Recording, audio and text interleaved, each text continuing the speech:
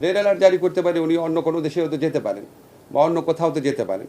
এটা আমার এক্সট্রাডিশন ট্রিটিটাকে সবাইকে আমি তো অ্যাওয়্যারও করে রাখলাম, বুঝতে না।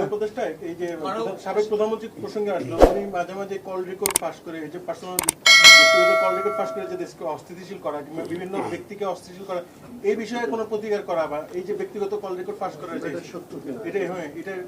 এটা তো আমার মন্ত্রণালয়ের বিষয় না। তবে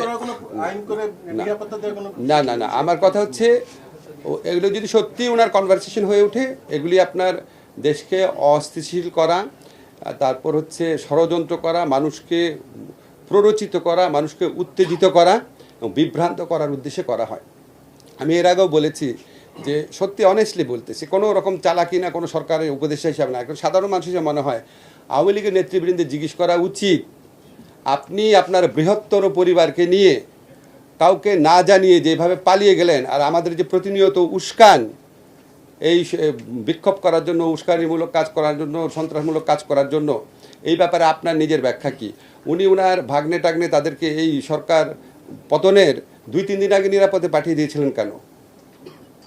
উনি আগে ওনার যারা নেতাকর্মী আছে তাদের উচিত ওনার পার্সোনাল জবাবদিহিতা চাওয়া।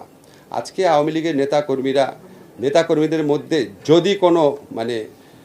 যদি কোনো নিরীহ কর্মী নেতা থেকে থাকেন, তারা প্রত্যেকে বিপদে পড়ছেন এই শেখ হাসিনার স্বৈরাচারী ফ্যাসিস্ট শাসনামল এবং এই রকম নিপীড়ন নির্যাতন বাংলাদেশের মানুষকে করার জন্য।